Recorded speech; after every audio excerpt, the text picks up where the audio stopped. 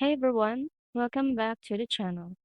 In today's quick tutorial, I'm going to show you how to turn off the sensitive content filter on X, formerly known as Twitter, so you can view all posts, including sensitive content.